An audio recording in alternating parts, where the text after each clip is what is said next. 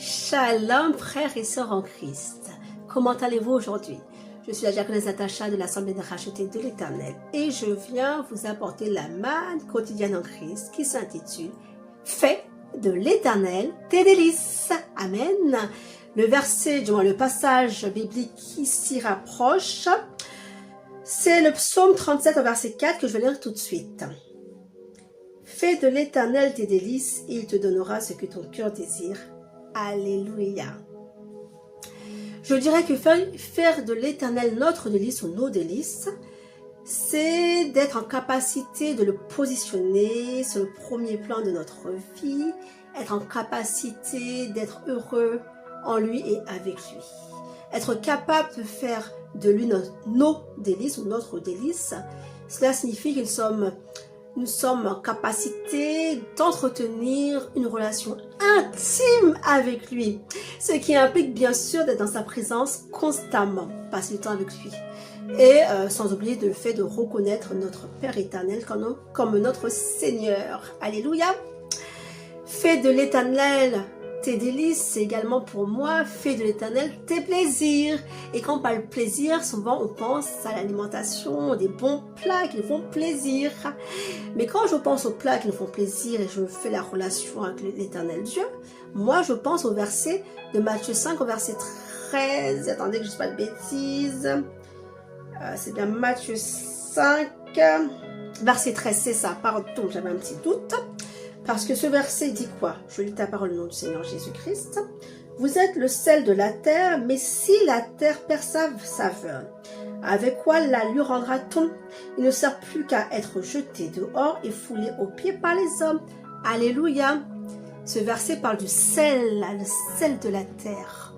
En cela, je comprends que l'Éternel Dieu est le sel de la terre, que l'Éternel Dieu est le sel de notre vie, que l'Éternel Dieu est nécessaire à notre vie sur cette terre, car sans lui, nous ne sommes rien. Sans lui, nous n'avons pas de valeur. Sans lui, nous n'avons pas de saveur. Et que, comme il est notre tout, d'où l'importance d'être en étroite relation, en étroite intimité, vivante, bénéfique, bienfaisante avec lui. Parce que nous savons très bien que c'est lui le créateur de toutes choses, de cette terre notamment, et notre créateur. Et que sans lui, qui sommes-nous? Frères et sœurs en Christ, essayons un instant de penser vivre sans lui. Essayons un instant de ne pas le positionner au devant de toute chose sur le plan numéro 1. Mettons-le à sa place. C'est le numéro 1. C'est par lui que nous sommes, parce que sans lui, nous ne sommes que poussière. Il a mis en nous un esprit animé, frères et sœurs en Christ. Nous ne sommes pas inertes comme d'autres éléments de cette terre. Nous vivons, frères et sœurs en Christ. Alors si on retire la seule personne qui nous donne ce souffle de vie, eh bien nous sommes quoi? Nous ne sommes rien. Nous ne sommes plus rien, frères et sœurs en Christ. Alors, il est important que toi comme moi, ayons cette habitude d'être en relation étroite, intime, vivante, bienfaisante avec l'Éternel Dieu. C'est important. C'est important de vivre cela. Et en plus, je pense là, à l'instant T, là, à la création de la terre, quand Dieu avait créé le jardin d'Éden. Éden signifiant délice, Dieu nous avait tout donné. Oui, parce que nous avons le jardin d'Éden.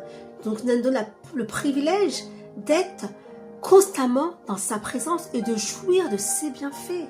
Frères et sœurs en Christ, alors à nous de pouvoir recréer ou de créer cet espace d'Éden en nous pour pouvoir vivre dans et de sa présence et jouir de ses bienfaits, frères et sœurs en Christ. Moi, je dis qu'une seule chose, parce qu'en faisant cela, frères et sœurs en Christ, on est certain que l'Éternel, le Dieu, le Créateur de toutes choses, nous donnera ce que notre cœur désire. Alors, qu'attendons-nous, frères et sœurs en Christ? Faisons de l'Éternel nos délices. Faisons de l'Éternel nos plaisirs. Ainsi, nous vivrons une vie tellement bénéfique et bienfaisante.